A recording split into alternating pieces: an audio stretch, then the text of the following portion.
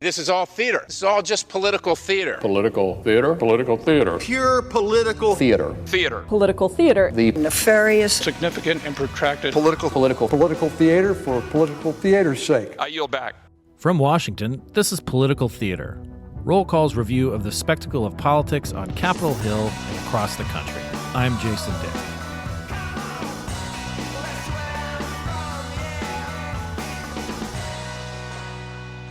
Well, Congress is back from its first big recess of the year, and it's also taking place the first week of opening day of baseball, at least in America, the opening days in the United States.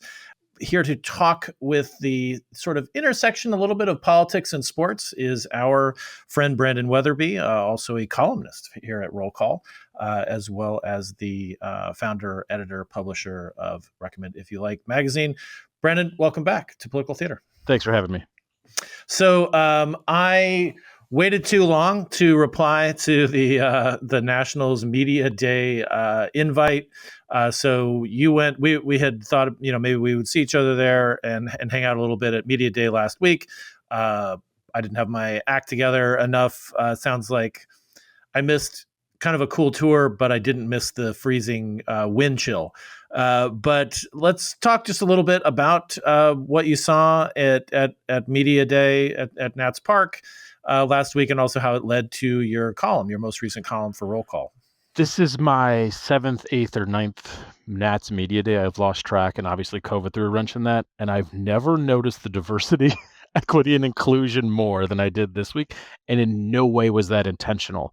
I love baseball. I think it's fair to say you love baseball. And surprisingly, I think it might be the most diverse team sport, at least at the major league level. I'm a Cubs fan. You know that. You're a Nats fan, which makes sense because you grew up essentially as a baseball orphan. But both teams thrived when they were the most diverse squads possible. And if you watched any of the Tokyo Dome series, it's like, oh, wow, this is a literal coat of many colors. Well, I mean, it's a coat of two colors. It's blue and then white, if you don't count white as a color in red. But anyways, the whole point is these players are from around the world, and the best teams, even the ones that cheat like the Astros, you needed to get players from around the world if you wanted to compete in October, at least since, the early aughts? Probably predates that a little bit because people like Miguel Cabrera, he was in the majors. Pudge Rodriguez, he's from Puerto Rico, right? That's still States, like but late 90s. Pre-1990, you could be like, well, it was all just black and white with a handful of Cubans. And now it's like, no. If you're not scouring the entire globe, why are you even in the majors? And it's a beautiful, beautiful thing. Yeah, and it seemed to happen.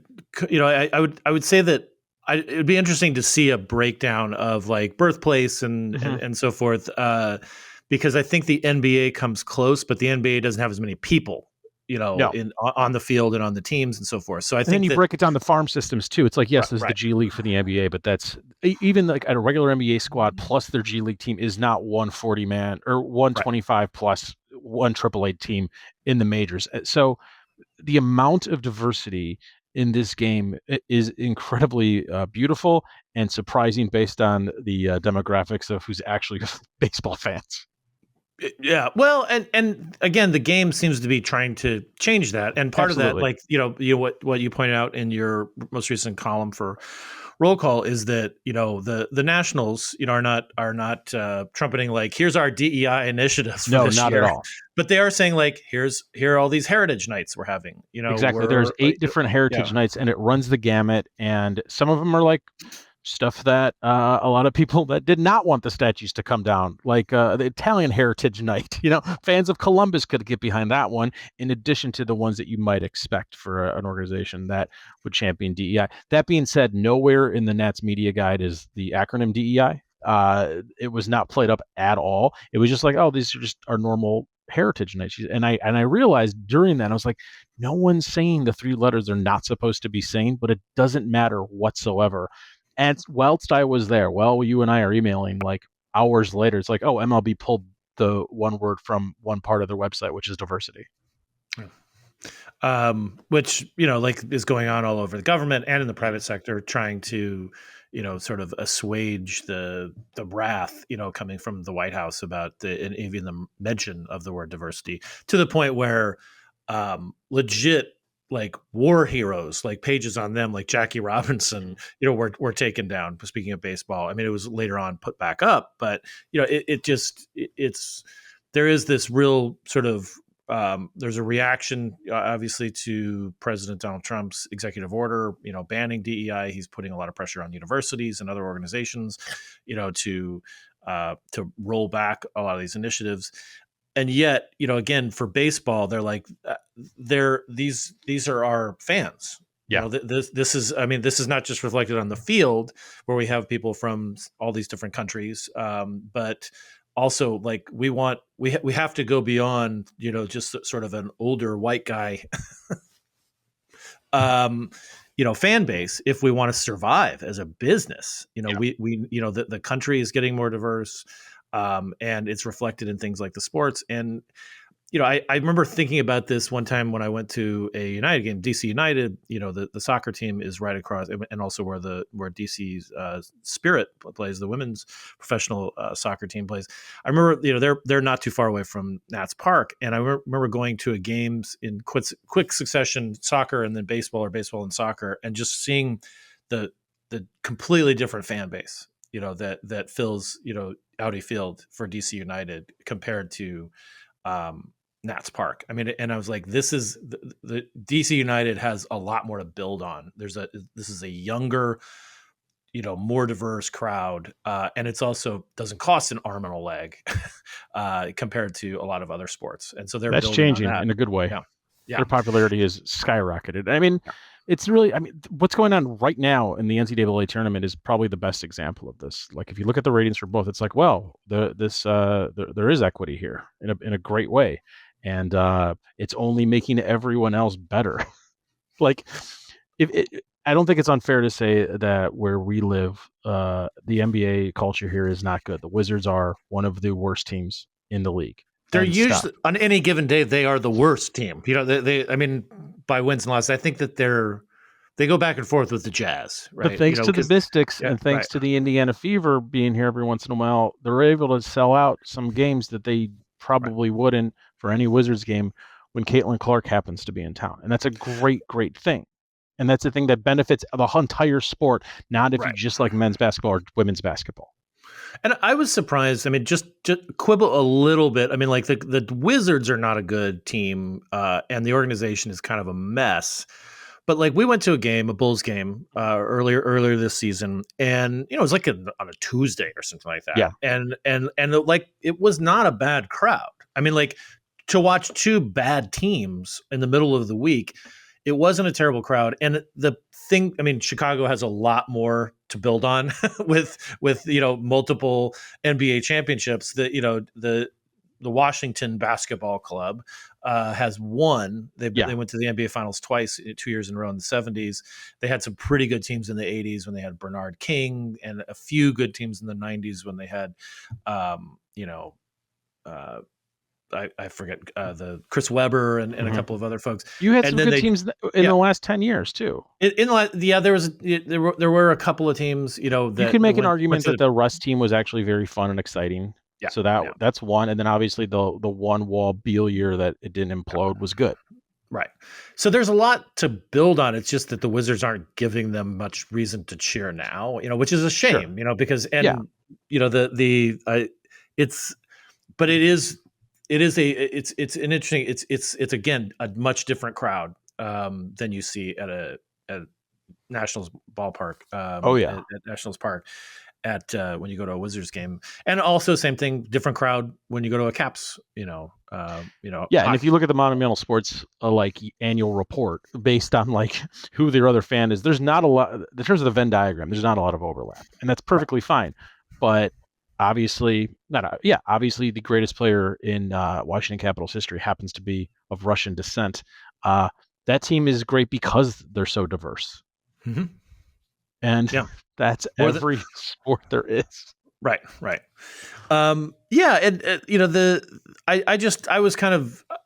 was taken by, your observation too, that like, this is, this doesn't even seem like a moral. This isn't a resistance kind of thing. This is really Not at just like all. this is who our players are. This is who our fans are, and Mhm. like we're going to serve more than just hot dogs and hamburgers, and we're going to have a full gamut of different kind of foods that can appeal Yeah, for a to. team that's most likely going to be in last place because they're also in the toughest division Right, in all of right. baseball, they probably have the best food. And there's more than 40 different vendors and 40 different local vendors. And there was like a Shark Tank type S competition to determine who was going to be there. And it's some of DC's like fun, buzziest chefs. Like Tim Ma's place is going to be there. Mhm. He's a super buzzy chef. It's great. There's all this wonderful, wonderful food. So yes, you could totally get all your classic hot dogs and whatever. It doesn't take away from the Korean hot dogs that are also available. Having Thai inspired hot popcorn does not take away from your typical buttered popcorn. There's not one way that the diversity of this sport is a negative when it comes to the fan experience. And I think that that's what most fans want. Like, as long as there's like chicken fingers and bad for you hot dogs and french fries, my kids and everyone else's kids will be happy. So for parents, that's super important. But like, I don't want to eat that stuff. I do eat that stuff because I've paid for that stuff. I want the stuff that they won't eat that I will actually enjoy. And the fact that that's now at a major league ball game is insanely, and it's a wonderful, wonderful thing. That was not the case when I was growing up in the 80s and 90s. Right. No, absolutely. It wasn't even the case like 10 years ago. The Yeah. food really sucked, at Nats Park like 10, 15 years ago. It was like there was a paucity of options, just like the Mhm. team shop kind of sucked. They have Yeah. built that stuff up. They get knocked a lot, because they've lost more games than any other team in Major League Baseball for the last 5 or 6 years, whatever, since the 2019 World Series. But the team has improved the ballpark experience. The team shop is way better than it was like even 5, 6 years ago. The food, as you said, is great. I mean, it's a better experience, and the neighborhood is also like much better, around it. So, all right, let's talk. Let's just go all sports now, Let's do it. because I'm curious. Because this is what people are talking about right now. Yes, politics very important. There's a lot of stuff going on. But I think this is a good wrinkle. And now I just want to talk about sports. We'll talk about the NCAAs. We'll talk about baseball. The Tokyo Dome games, you referenced them in your column and earlier in this podcast. Dodgers, Cubs. You had the biggest name in the game, Shohei Ohtani, is the Dodgers' best player in a loaded Dodgers team. But the Cubs aren't bad either. They've also signed, a Japanese pitcher. I mean, what was your take on just the games themselves? Granted that you're disappointed just because the Cubs lost, but like just the game, the product of the sport itself. I love the pomp seems and circumstance of anything at the Tokyo Dome. It does not matter what it is. Like I remember, I actually do remember watching those older games with like Piazza and Griffey as a kid, and I remember there'd be tours and they'd have Kirby Puckett on the All Stars coming. It's a great, horrible looking stadium on camera. I've been to I think it's the Metrodome where the Twins used to play, the indoor dome. Yep. Yeah, It's horrible. I've It was a horrible, horrible, horrible fan experience. And I used to Kirby Puckett was my favorite player growing up. It was something I had to do, and I'm really glad I got to go, and I'm glad I never have to go again. It's horrible. Domes are inherently bad. That being said, I love all the pomp and circumstance, specifically before the first game. That like 20-minute Pokemon Kid presentation was gnarly. I loved it. It's so dumb, and it gets people excited in an otherwise dreary time. I am not a fan of the NCAA. I think the NIL stuff is making it a lot more fun. So I guess I'm sort of interested in this current thing, but like from all of March to me is a wash. I'm not a big fan. So throwing this early is great. I just wish they also paired it with the London series that they also do Yeah. and some of these other international series, and just do two of these for two squads leading up to tomorrow, which is opening day. That to me makes the most sense. Let's bring in as many people as possible. And I totally understand why they have the Dodgers in Japan. They should do that. That's a great idea. But yeah, like the Cubs last year went to London, or they're going. I forget it, whatever. They played the Cards in London. Do that. It was what was Red Sox Phillies last year, or something like that. Yeah, just that's how to spread the game where it doesn't hurt anybody or hurt everyone equally, because that's 2 games away from Wrigleyville bars not making money that they would have typically made a lot of money. Either way, it's a great use of everyone's resources, and it hurts no one. Why aren't we doing? Me, Major League Baseball?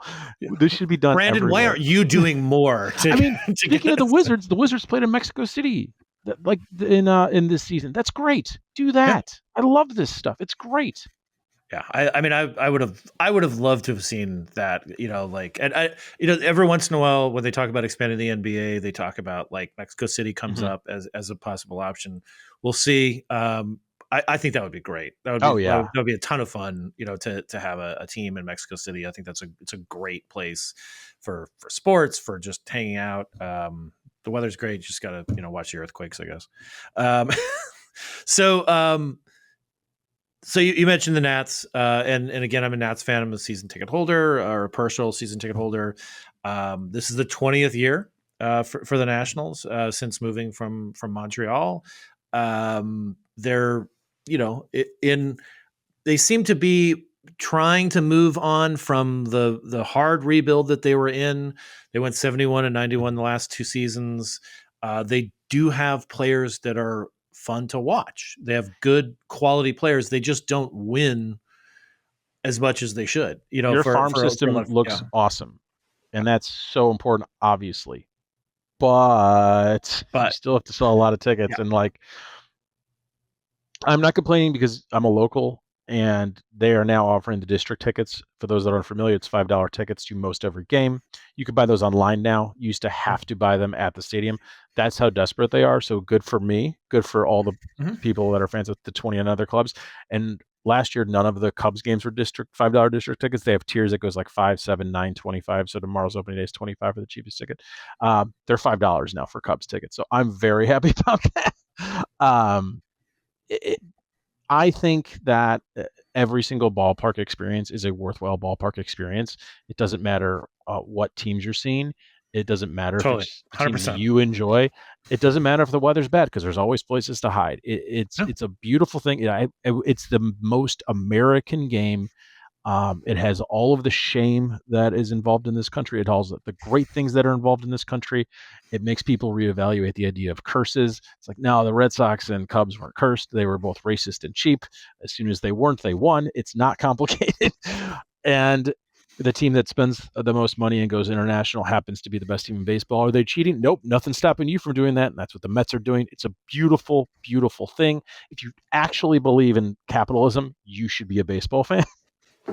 I also want to mention a story that you wrote for Recommend If You Like, your publication, about matching every team's what they would be if they were a Sesame Street character. Yeah, super important work. That's what I do. Sesame Street had a semi-starring role today at the Doge subcommittee hearing on NPR and PBS, and I want to direct people that way because it was fun. I mean, if you want to talk about the Cubs and Nats, since those are the two teams we have on our mind, we don't have to go through all 30 teams, but just to give people a little flavor of what you're thinking. So Cookie Monster clearly represents the Cubs. They're blue. He's also sung the national anthem at Wrigley Field, and Cookie overindulges to the point of he should be throwing up. That's most every Cubs game after the game on Clark. That's just what you do. The Nationals are Gonger. Do you know who Gonger is? So this was past my time as a Sesame Street viewer. Yeah. So, he's one of the newest characters. He is a chef. Him and Cookie Monster have a show within a show, and he essentially does all the recipes. He's great. Everyone loves him. He's a cool dude, and he's new.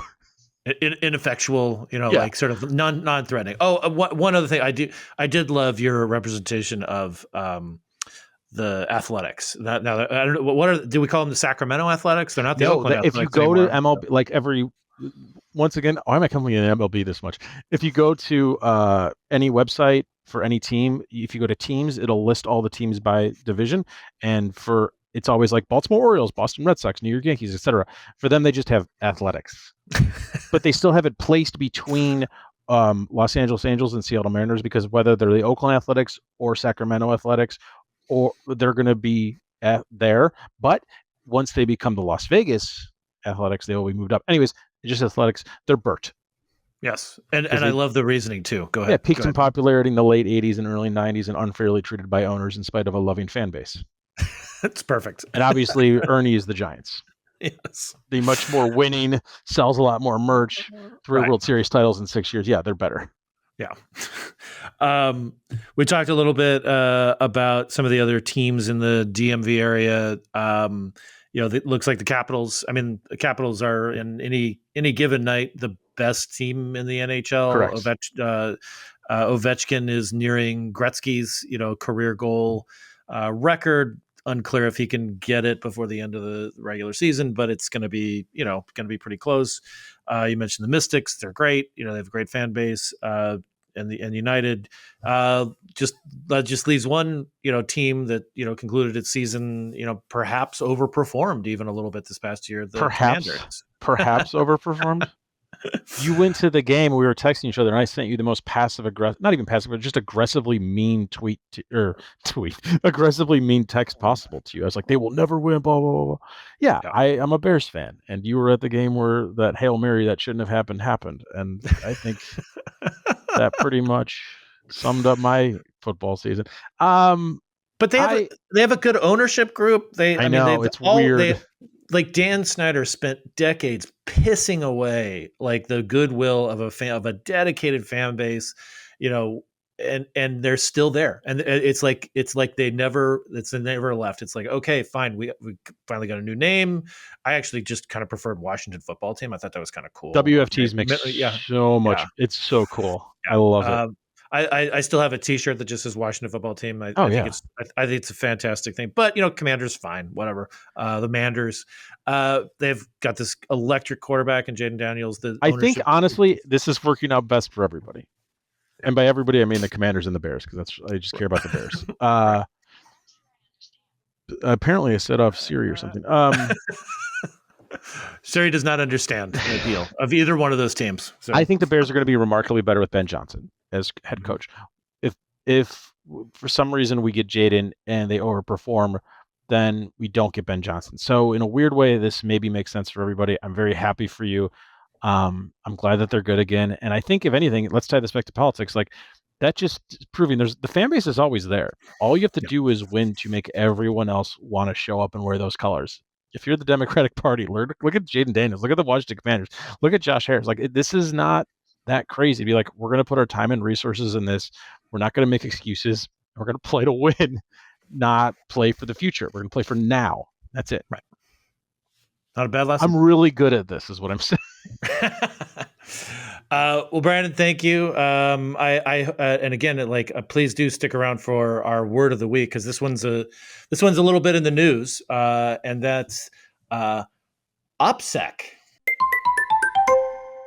I'm taking this from the government's actually the government's own information technology laboratory, computer security resource center, their definition, just to avoid anything from any kind of questionable definition. And it's a very simple one: systematic and proven process by which potential adversaries can be denied information about capabilities and intentions by identifying, controlling, and protecting generally unclassified evidence of the planning and execution of sensitive activities.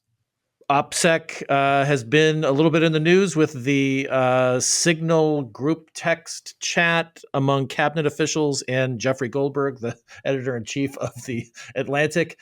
For the White House, they say it's no big deal, nothing to see here. I'm sure that they would feel the same way if it had happened under any other president. I bet they're all Astros fans. Yeah. And it's just it's one of those things that I'm glad to see news satire sets still exist, but they're quickly having to, they must, what would you have done? Like, what was it like? I'd love to see what the Daily Show writers' room was like on Monday when that story broke, when Goldberg's story broke. They're like, what? Anyway, I also feel it necessary to note that May is, according to a directive signed by the Office of National Director of National Intelligence, May, this was from last year, May is National Operations Security Awareness Month. It was changed from January last year to May. And so maybe that accounted for some of the confusion with the defense secretary and the vice president and the national security advisor, that they would have gotten that compliance training, if you will, in January as part of Operational Security Awareness Month. But they had to wait till May, and they're just like, well, this seems like a good idea to share this stuff on Signal. So anyway, that's our word of the week. Brandon, thank you so much for talking through this, and direct people to your website, recommend if you like, mag, RIYL mag.com, as well as your accompanying podcasts and your column in Roll Call. Thanks again.